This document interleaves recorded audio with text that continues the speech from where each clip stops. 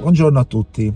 Allora, il video che state per vedere è il primo di una piccola serie che è stata fatta quest'estate, alla fine di agosto, primi di settembre, ed è relativa a un viaggio che ho fatto in vacanza tra le Marche in particolare e una puntatina in Abruzzo. Saranno video abbastanza brevi, quindi anche più facilmente visionabili.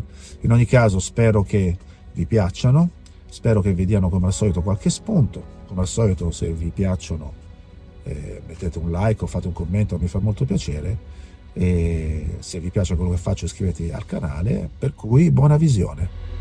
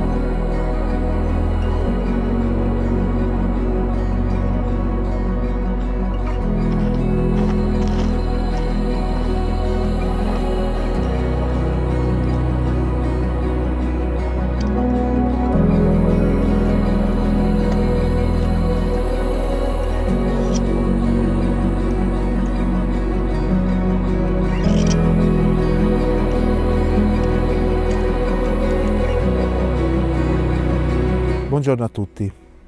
Allora, l'avventura di oggi, anzi per meglio dire di questi giorni, si svolge nelle Marche, quindi diciamo che adesso siamo nel contesto dei Monti Sibillini, in particolare siamo al lago di Gerosa, che è un lago artificiale che viene costituito da una diga che è lì in fondo e che appunto crea questo bacino artificiale che è uno, diciamo, dei posti più interessanti, ecco, da visitare nella regione, soprattutto nei Monti Sibillini.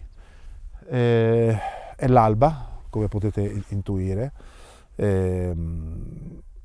siamo comunque in un contesto estivo, quindi l'alba è, diciamo così, è uno di quei momenti in cui la fotografia si fa più interessante, perché diversamente la luce in estate è troppo dura, ecco, per avere dei soggetti interessanti con una luce adeguata. Siamo abbastanza fortunati perché c'è qualche nuvola, no? Che prende il colore dell'alba, che è proprio adesso, va bene, proprio tra 2 minuti. Ho già fatto alcune foto. Il fatto che ci sia uno specchio d'acqua, come spesso capita, impone, almeno per ciò che mi riguarda, l'uso di un filtro ND da 6 stop, in questo caso, per appunto avere l'effetto seta dell'acqua e forse prendere anche qualche riflesso che attualmente non c'è, perché l'acqua è un po' increspata e quindi in questo modo, ecco, con il filtro ND c'è la speranza che venga anche qualche riflesso della montagna sull'acqua. Quindi la fotografia non è niente di particolare, praticamente abbiamo inquadrato il lago che ha una leggera curva verso destra, quindi diciamo così conduce l'occhio di chi guarda dall'angolo in basso a destra verso il centro della foto. Al centro della foto abbiamo poi la diga e i colori dell'alba che si sta perfezionando in questo momento. Direi che è un soggetto che non ha molto da dire, peraltro in questo posto non c'è molto altro da fotografare, almeno che abbia un interesse fotografico importante.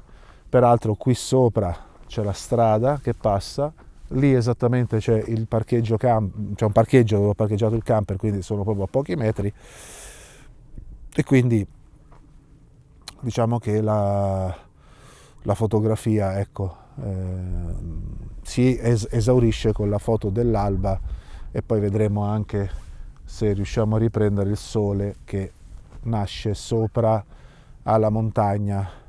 Più tardi, se non si alza il vento, farò anche un volo con il drone, e così diciamo che la giornata di oggi penso che si sia esaurita qui al lago di Gerosa. Questo mio viaggio comunque esplorativo di questa regione, di quest'area, continuerà nei prossimi giorni, e quindi a seguire vedrete le varie tappe che si susseguiranno di questo viaggio. Per cui continuo nelle mie diverse inquadrature, ci vediamo tra poco.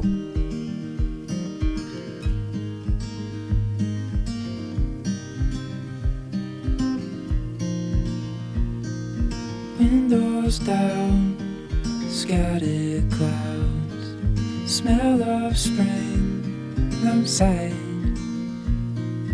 Open road, you sitting close.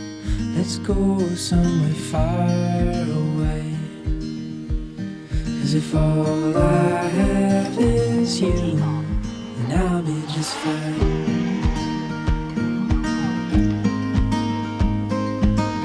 I'll be just fine.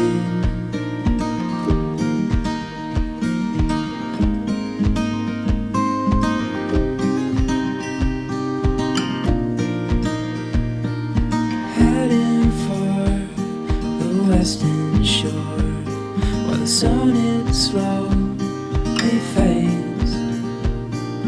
Days are full, and I'll spend them with you.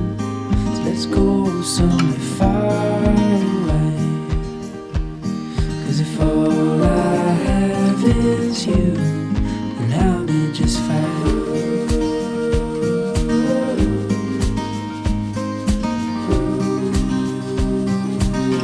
Allora, come vedete, il sole è ormai sorto, l'alba c'è stata un'ora fa, e devo dire che come inquadratura secondaria, oltre a quella che ho detto prima, ho anche ripreso quella montagna lì che, diciamo così, ha assunto anche un bel colore bruno man mano che l'alba procedeva, con quest'acqua molto blu, quindi c'è stato questo contrasto di colore tra la montagna color rosata, diciamo, il lago blu e diciamo così, gli altri rilievi in verde.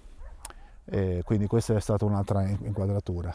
Dopodiché tra poco vedrete anche le foto che ho fatto con il drone.